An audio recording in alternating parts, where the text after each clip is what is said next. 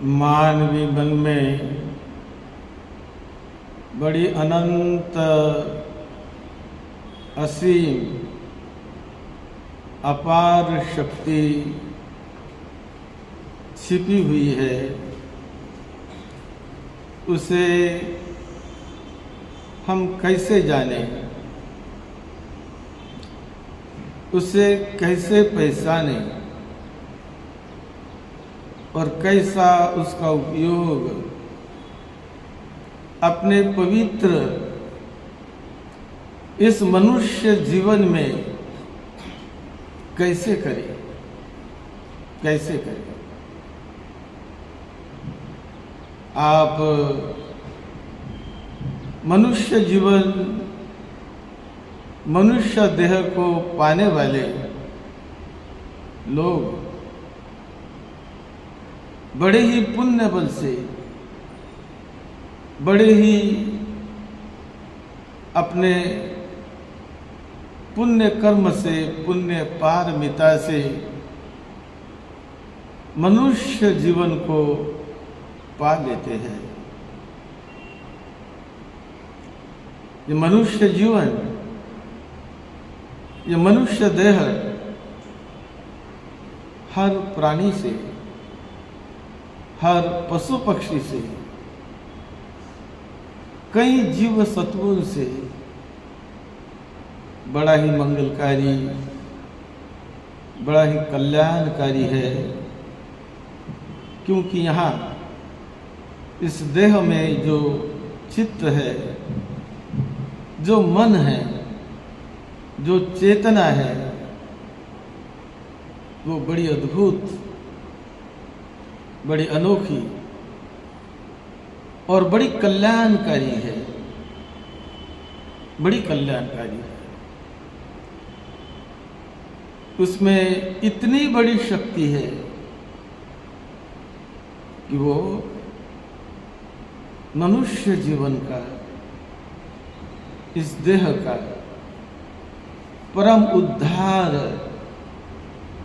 और अनंत असीम कल्याण कर सकती है। ये मन में बहुत कल्याणकारी शक्ति भी छिपी है और बहुत विनाशकारी, बहुत दुख दर्द देने वाली ऐसी अकुशल, अपवित्र, दूषित ऐसी भी शक्ति है। यदि हम उस सत्य शक्ति को नहीं पहचाने तो बहुत बार ऐसा होता है कि उस अकुशल, बुरे, ऐसे द्वेष मूलक, क्रोध मूलक, भय मूलक, विकार से ग्रस्त ऐसे शक्ति के हम शिकार बन जाते हैं। मन में निर्माण होने वाला क्रोध ये बहुत दुश्मन से भी बड़ा दुश्मन है। बाहर का दुश्मन तो हमें दिखता है, बाहर का दुश्मन को हम देख सकते हैं, उनसे हम दो हाथ भी कर सकते हैं। लेकिन ये भीतर का दुश्मन जो हमें दिखता नहीं, लेकिन तो बाहर के दुश्मन से कई गुना ज्यादा, 1000 गुना ज्यादा वो हमारा नुकसान करता है, हमारे जीवन को बर्बादी के रास्ते पर ले जाता है। मनुष्य जीवन को वो बहुत दुखी, दर्दी और परेशान और कष्टमय, दुखमय बना देता है। मन में जागने वाला विकार, या मन में जागने वाला क्रोध, मन में जागने वाली वासना, मन में जागने वाला लोभ, लोभंच मोहंच भिक्खवे अकुशल मुलानी। जितने भी बुरे काम, गंदे काम, लोगों को परेशान करने वाले काम, अपने आप को दुर्गति पर ले जाने वाले काम होते हैं मनुष्य के शरीर द्वारा, मनुष्य के वाणी द्वारा, मनुष्य के मन द्वारा और शरीर द्वारा ही बुरे काम होते हैं। दूसरों को दुख देने वाले काम होते हैं, दूसरों को परेशान करने वाले काम होते हैं। ये हमें दिखाई देते हैं। तो ये क्रोध, जागने वाला क्रोध, जागने वाला द्वेष, लोभ, ये तो दूसरों को भी हानि पहुंचाता है कि जब जाग जाता है जिस किसी के मन में, तो जागकर दूसरे को तो हानि पहुंचाता ही है, लेकिन वो तो बाद की बात हुई। लेकिन सर्वप्रथम वो हानि पहुंचाता है उसी देह को, उसी व्यक्ति को, उसी शरीर को, उसी मन को वो सर्वप्रथम हानि पहुंचाता है और उसका नुकसान करवाता है, नुकसान करता है, और बहुत बड़ा नुकसान उसके द्वारा होता है। क्योंकि क्रोध से क्रोधित मन, द्वेष से दूषित बन गया मन, द्वेष से विकृत बन गया मन, मन की शांति खो बैठता है, मन का आनंद खत्म हो जाता है, शांति खत्म हो जाती है, दुर्गति के रास्ते पर हो जाने लगता है। क्योंकि जब दूषित हो गया, दुर्गंधी आ गई उसमें, क्रोध की, द्वेष की दुर्गंधी आ गई, वासना की दुर्गंधी आ गई, द्वेष की दुर्गंधी आ गई, क्रोध की, भय की, लोभ की, मोह की, विकारों की, तो वहां आनंद कहाँ का, शांति कहाँ आएगी। ऊपर ऊपर क्रोध में डूबे हुए को आनंद आता है, लोभ में डूबे हुए को भी आनंद आता है। अरे लोभ के द्वारा कितना कमा रहा हूं, कितना ये कर रहा हूं, कितना मेरे पास है, ये है, वो है, वो है। अहंकार, ये भी गंदगी है। अहंकार भी कभी कभी जाग जाना मन में बहुत नुकसान करता है। ये धन का अहंकार, ज्ञान का अहंकार, तो कभी अपने नौजवानी का अहंकार, अपने शक्ति का अहंकार, तो कभी कभी अपने बल का अहंकार आदि सभी ये बहुत हानि करता है, बहुत नुकसान पहुंचाता है उस व्यक्ति को भी जिसके मन में वो जाग गया, उसका भी नुकसान करेगा। सर्वप्रथम तो उसका ही नुकसान करता है वो विकार। अग्नि जहां पर लग गई तो अग्नि उस वस्तु को जलाएगी। अग्नि शांत नहीं करेंगे, शांति नहीं हो आती अग्नि से, उसे जलाती है। पता नहीं चलता उसे, लेकिन वो जलने लगता है, भीतर ही भीतर, भीतर ही भीतर कुटलने लगता है, कुंभने लगता है, जलने लगता है, बेचैन होता है, व्याकुल होता है, अशांत होता है, दुखी होता है, कष्टी होता है, चिंतित होता है। किसके कारण? उसके मन में जगे हुए उस विकारों के कारण, जगे हुए द्वेष के कारण। तो ये बहुत बड़े दुश्मन होते हैं, वो दिखाई नहीं देते हैं, लेकिन बाहर का दुश्मन जितना हानि नहीं करता है, उससे भीतर जागा हुआ दुश्मन बड़ी हानि करता है। वो दुर्गति में ले जाता है, मनुष्य जीवन की जड़ें तोड़ देता है। कर्म को दूषित करा देता है। वाणी के कर्म, शरीर के कर्म, काया के कर्म दूषित हो जाते हैं, बुरे बन जाते हैं। किस कारण से? मेरे मन में जागे हुए द्वेष के कारण, मेरे मन में जागे हुए क्रोध के कारण, मेरे मन में जागे हुए भय के कारण, डर के कारण अशांति, दुख, बेचैनी और कष्ट और कई प्रकार के दुख दर्द को वो निर्माण करता है। विकार, जागने वाला क्रोध, द्वेष वो अग्नि जैसा होता है। अग्नि जलाते जाती है, जहां भी लगेगी उसे जलाएगी। अग्नि लगे और मैं न जलूं, आग लग जाए और वस्तु जले नहीं, ऐसा कभी नहीं होता है।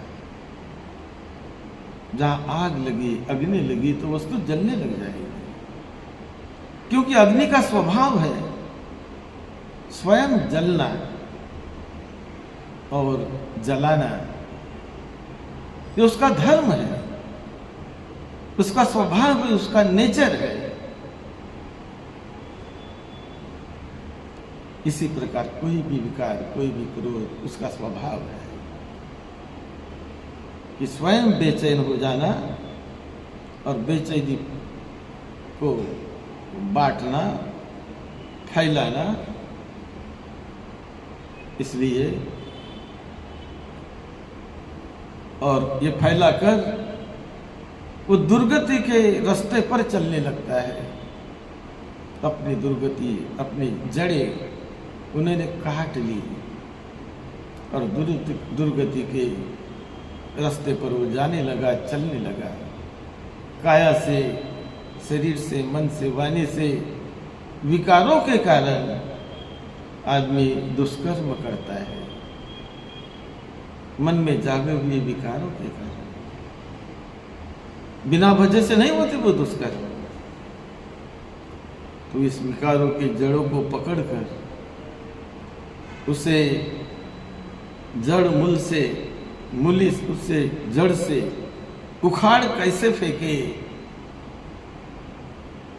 और पवित्र पावनता निर्माण कैसे करे अपने ही मन में, जहाँ पवित्रता, पावनता, करुणा, मैत्री, मुदिता, प्यार, आनंद, अलोभ, अद्वेष, अमोह, अक्रोध, ऐसे भाव निर्माण होने लगेंगे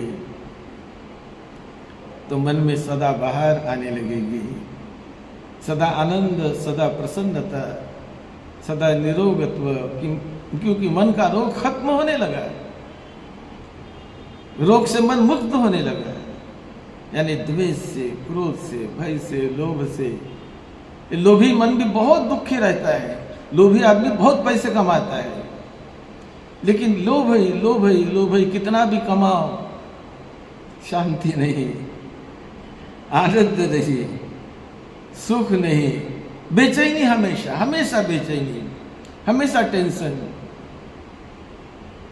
और चाहिए मुझे, और चाहिए मुझे, और धन चाहिए, और बिल्डिंगें चाहिए, और जमीन चाहिए, और जायदाद चाहिए।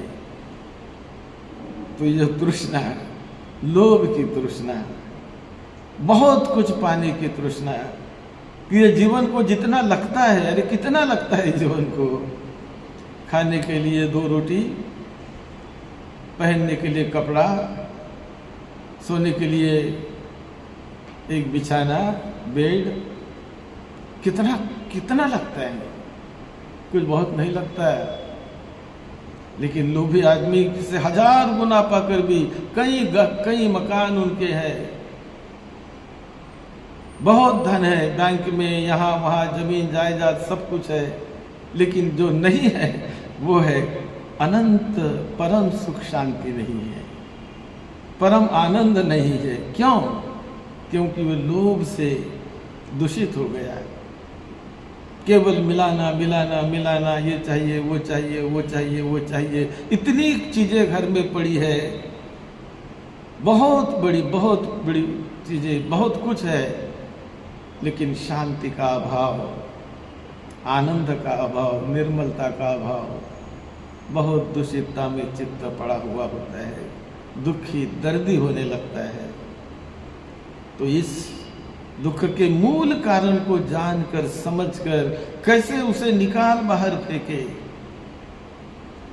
कैसे भीतर के भीतर उसको नष्ट करे और परम निर्मलता का साक्षात्कार, अलोभ का साक्षात्कार, अमोह का, अद्वेष का, निर्विकारों का साक्षात्कार करना सीखे। विकारों में तो सभी जीते हैं, रात दिन, सुबह शाम, हर समय बहुत सारे लोग क्रोध में, द्वेष में, भय में, डर में, चिंता में जीते रहते हैं। लेकिन अद्वेष, अमोह, अक्रोध, करुणा, मैत्री भाव, आनंद, पल पल में सुख शांति, शरीर का कण कण आनंद का, सुख शांति का साक्षात्कार करता रहे, निर्विकारों का साक्षात्कार करता रहे, तो ये जो भीतर से जगने वाला आनंद, ये बड़ा कल्याणकारी होता है। उसकी टेस्ट बड़ी अजब, बड़ी अलग होती है, और जो उसमें जीने लगा उसका जीवन धन्य हो गया। विकार के मूलों को काट लिया उन्होंने, और करुणा, मैत्री, आनंद, शांति फैलाने की सारी भावना उसके मन में निर्माण होने लगती है, निर्माण होती है। और ये शीतल जल, शीतलता यदि मन में निर्माण होने लगी तो मन को ही सर्वप्रथम शीतल बनेगी। ठंडे पानी का स्वभाव है कि वो वस्तु को ठंड करना है, बर्फ का स्वभाव है जिस किसी जगह जहाँ कहीं उसे रख दो उसे वो ठंडा बनाएगा, ठंडा करेगा। ये उसका निसर्ग का धर्म है, स्वभाव है। इसी प्रकार निर्विकारी मन का स्वभाव है कि वो विकार से दूर होकर बड़े आनंद से, बड़ी करुणा से, बड़े मैत्री से, बड़े प्रसन्नता से भीतर भीतर आनंद को पाने लगता है, सुख शांति को पाने लगता है, और वही सुख शांति बांटता है लोगों को। उन्होंने दुर्गति के तो रास्ते तोड़ दिए, दुर्गति के बंधन को खोल दिए, लेकिन सुगति के रास्ते पर वो जाने लगता है। मैत्री, करुणा, मुदिता, सद्भावना, सबका कल्याण की भावना, सबका मंगल हो, सबका कल्याण हो, सबको सुख शांति मिले, वो हमेशा सुख शांति बांटते ही रहता है। खाते पीते, उठते बैठते, चलते, हर समय, क्योंकि उनके यहाँ, उसके पास वो अनंत खजाना भरा हुआ है, भरा पड़ा है, वो बांटेगा ही, देगा ही, कल्याण ही करेगा लोगों का, कभी अहित नहीं करेगा, कभी नुकसान नहीं करेगा, क्योंकि चित्त की वृत्ति बदल गई, निर्मल हो गया चित्त, मल से मुक्त हो गया, विकारों से निकल गया, छूट गया।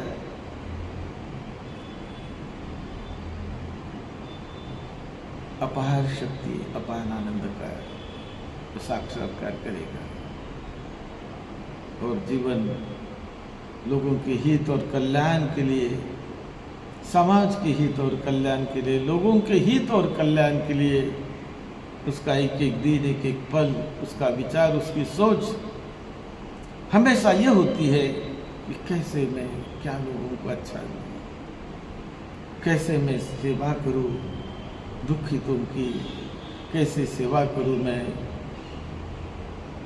और कैसे मैं अनंत सुख शांति का कारण बनूं, मंगलमय कार्य मेरे हाथों से, वाणी से, शरीर से, मन से होते रहे। ये चिंतन उसके मन को भी बड़ा आनंद देता है, शांति देता है और सभी के लिए सुख शांति का कारण बनता है। आज हम संडे धम्म स्कूल में त्रिरत्न का स्मरण करके, पंचशील का पालन करके, पारमिताओं का अभ्यास करके, ध्यान का अभ्यास करके, ये जो कुछ भी हम करते हैं उसका एक ही मकसद होता है कि मेरे मन से अकुशलता निकल जाए, मेरा मन निर्मल परिशुद्ध हो जाए। जैसे गंदा पानी, गंदे पानी में हम अच्छी चीजें नहीं देख सकते क्योंकि पानी गंदा है, अच्छी चीजें उसमें नहीं दिखाई देती, वो ट्रांसपेरेंट नहीं होता, गंदा है, गंदा है।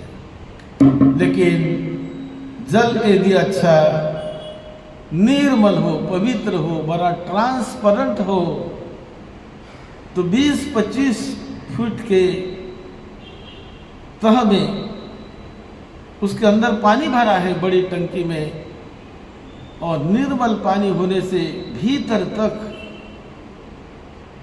उसके बेस तक हम जाकर शुद्धता ही देखते हैं, निर्मलता देखते हैं, क्योंकि पानी निर्मल है, पवित्र पानी बन गया है, शुद्ध जल है। लेकिन अशुद्ध गंदा जल हो तो उसमें ट्रांसपेरेंसी नहीं होती, उसमें गंदगी दिखाई देगी, जहाँ जाओ वहाँ गंदगी, क्योंकि पानी का हर एक कण, हर एक अणु परमाणु, हर एक मोलेकुल्स उस पानी का गंदा गंदा गंदा गंदा बन गया है। निर्मलता खत्म हो गई उस गंदे पानी की, दिखेगी नहीं निर्मलता वहां। लेकिन जहां पानी स्वच्छ शुद्ध निर्मल है तो देखो उस निर्मल पानी को, बड़ा प्रसन्नता देगा, बड़ा आनंद देगा, बहुत सुंदर लगेगा, बड़ा अच्छा लगेगा, मनमोहक लगेगा, पानी पीने की इच्छा हो जाएगी, पानी पीने से भी प्यास बुझेगी, और चाहिए ऐसा भी भाव कभी निर्माण होगा। लेकिन गंदे पानी को पीने का मन बुद्धिमान आदमी का कभी नहीं होता। मूर्ख आदमी हो तो पी लेगा गंदा पानी, पागल हो तो पी लेगा गंदा पानी, लेकिन बुद्धिमान आदमी गंदे पानी को मुंह नहीं लगाता। वो गंदा है, अपवित्र है, गंदा हो गया है, उसको सामान्य बुद्धिमान आदमी नहीं पिएगा, कभी नहीं पिएगा। लेकिन निर्मल पानी हो तो मछलियां भी बड़े आनंद से वहां तैरती है, बहुत सुंदर लगता है। ऐसे ही मनुष्य के मन की निर्मलता है, मनुष्य के मन की पवित्रता है, मनुष्य के मन की विकार मुक्तता है। विकारों से मुक्त हो गया मन जब वो पानी जैसा पवित्र बनता है, निर्मल बनता है, तो उसका रेशा रोशा कोना कोना हर एक कण कण पवित्रता निर्माण करता है। और सदाबहार उस करुणा की, मैत्री की, प्यार की, मोहब्बत की, शुद्धता की खुशबू हमेशा बहने लगती है। यही मार्ग से चलकर लोग मुक्ति का साक्षात्कार, आनंद का साक्षात्कार जीते जी कर पाते हैं, करते हैं, फलों को पाते हैं। इसीलिए तथागत बुद्ध ने बताया जो रास्ता कि जो श्रोतापन्न अवस्था को प्राप्त कराता है, सकृदागामी अवस्था को प्राप्त कराता है, अनागामी अवस्था को प्राप्त कराता है, और अरहत अवस्था को प्राप्त कराता है। अरहं सम्मा संबुद्धो भगवान, अरहत अवस्था को प्राप्त कराता है। ये मृत्यु के बाद नहीं होता है, कल्पना से नहीं होता है, केवल भावना करने से, केवल विचार करने से, सपने देखने से नहीं होता है। पवित्र पानी, निर्मल पानी होता है। और अशुद्ध पानी, गंदा पानी, डर्टी वाटर, हमेशा डर्टी वाटर ही रहता है। तो ऐसे अपने मन को निर्मल बनाने का प्रयास, शुद्ध परिशुद्ध करने का अभ्यास करके धन्य होता है जीवन। आप सबका मंगल हो, सबको सुख शांति मिले, सबके मन में अनंत करुणा, अनंत मैत्री, अनंत मुदिता, अनंत सुख शांति जगाने की क्षमता है, शक्ति है। उस रास्ते से चलकर जीवन को धन्य करे। मंगल हो सबका। भवतु सब मंगलम, भवतु सब मंगलम। आप इस वीडियो को शेयर करिए, लाइक करिए, सब्सक्राइब करिए, दोस्त मित्रों को भेजिए, प्रेरणा लीजिए और अपने जीवन को धन्य धन्य करे। यही मंगल मैत्री के साथ सद्धम्म की सेवा में, आपकी सेवा में डॉक्टर भदंत राहुल गोजी महाचेरो। आप सबका मंगल हो, सबका मंगल हो। साधु।